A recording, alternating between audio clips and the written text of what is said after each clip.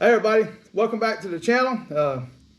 If you haven't subscribed yet, please subscribe, like, leave some comments, tell us how we're doing, any suggestions, stuff like that. Today, I would like to start doing a few videos about some certain deer that I killed, what it took to do that and what was the mindset, the tactics, tips, what made me think about doing it that way or the changes that I've made to do that. So today we're going to talk about my first buck. So as most of y'all know, I didn't kill a deer until I was in my 20s.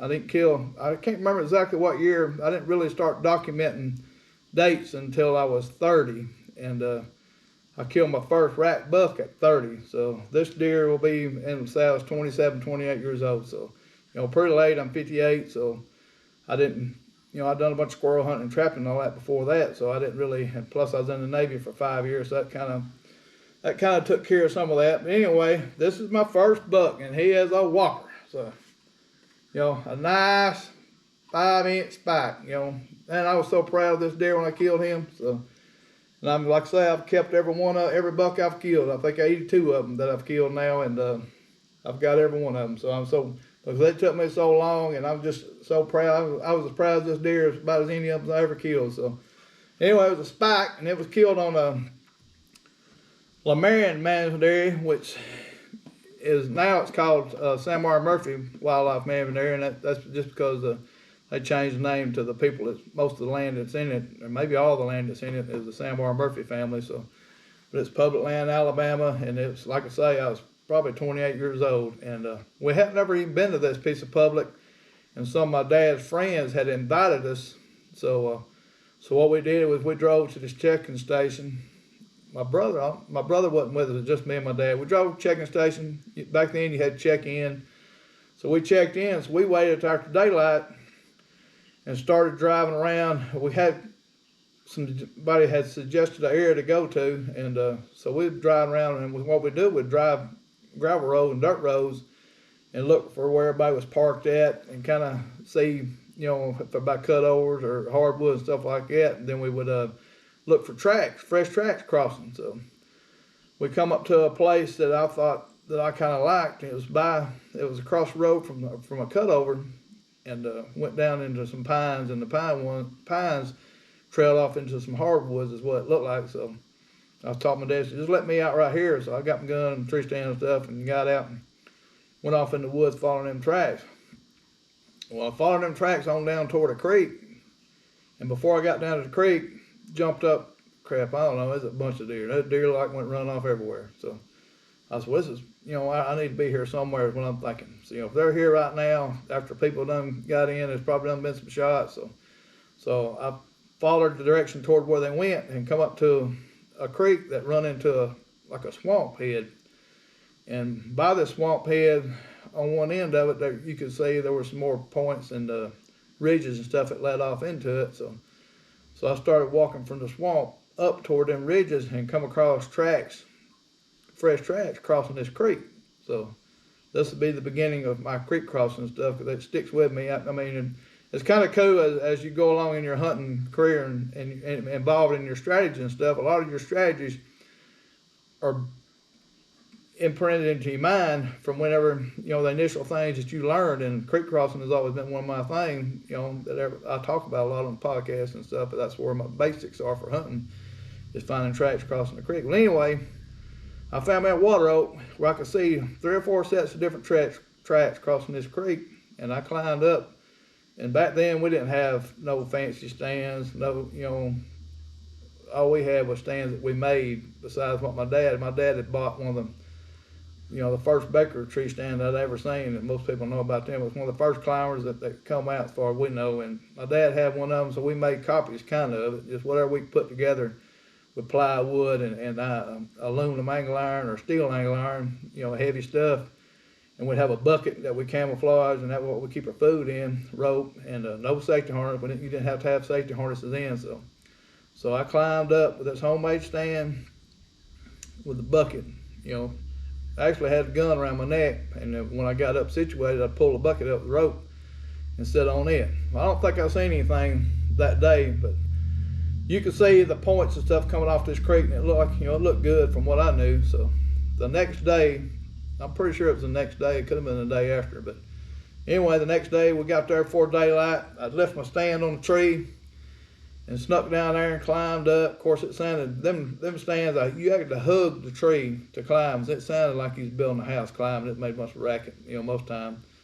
So it was hard to do it quiet, and especially on a water oak because they're kind of slick, and you'd have, be aggravating time getting up. But anyway, I got there hour before daylight, climbed up, sat there all morning, heard some shots, didn't see anything, and then sometime around lunch, I remember it being around lunch, 11, 12, 1 o'clock, something like that. I seen something coming from my right, and I looked over and I said, dang, that's a deer. Heart starts pounding, I'm watching, and I see antler, and when I seen the antler, everything changed then. My heart was going like crazy because that's the first time I know of that I've seen a dang buck in the woods. And you heard about it, you heard stories about bucks. I hadn't seen one. It was like seeing a devil or something. Finally see it, and I'm, petrified, nervous, and excited and all that, and watching it. And I thought, well, I'm gonna slide up and try to shoot it. And I slid up, and I talked myself out of it because I've been trying to shoot freehand. So I slid back down on the bucket, got propped up, and he got in front of me. And I shot, and he took off.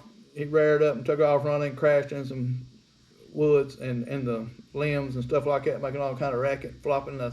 I was so excited. I was excited then as any deer I ever killed because it just took me so long to accomplish this feat. So anyway, I finally climbed down, got over to it, seen it was spiked. My dad come up, we celebrated and stuff like that, and it was an amazing thing. So I don't think he killed a deer that day, but there were several times that we doubled in the same general area. But anyway, picking this place out, that's the first time that I'd picked a tree out, and I was successful and I killed a buck. So that helped me, with my confidence to start, scouting on my own, picking spots, following tracks, using creek crossing things like that document them and start documenting hunts and putting things together to improve on my hunting strategy and plans and the tactics that I wanted to use. So keep that in mind as you're if you're a newer hunter, a younger hunter, or not as experienced, is keep up. Remember everything that you've done.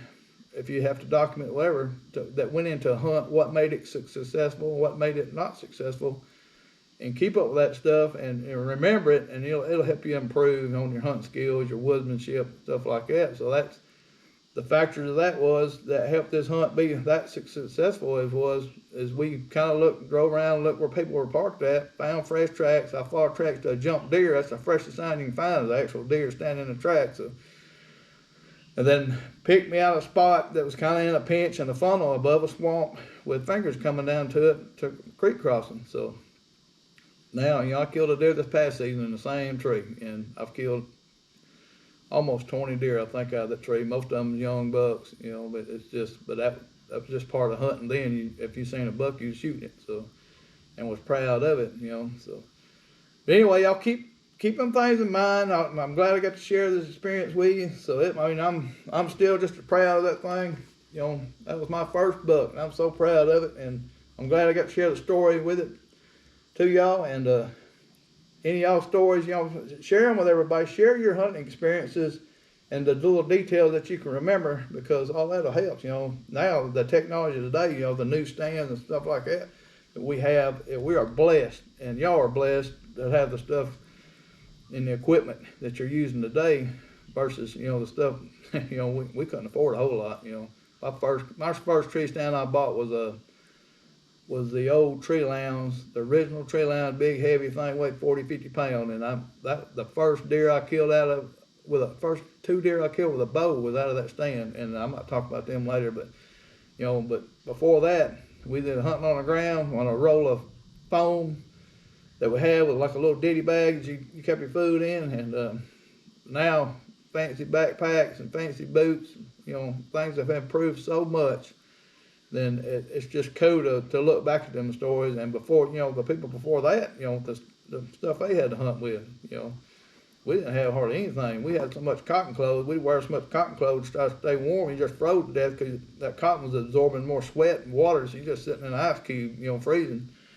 So now today's technology with the fleece and, you know, wicking material and stuff like that, and, you know, the Permaloft and the high-tech goose down that's water treatment treated and stuff like that. I mean, it's a lot better nowadays. So, you know, and I appreciate that, you know, just going through them hard times and really appreciating the equipment we have now. But anyway, that's my story. My first deer, my first spike. So, and or that's actually my first buck, you know, which is a spike. So appreciate telling y'all the story, and hope y'all enjoy that. Hey everybody, we sure appreciate y'all watching our videos, and if you don't care, like, subscribe if you haven't, and share, tell your friends. And if you hadn't had a chance to pick up one of my books, please pick one up on Amazon. If you want one signed or personalized, anything like that, hey, I'll do it. So we just really appreciate y'all's support. So thank y'all for stopping by, and we'll see y'all in the next video.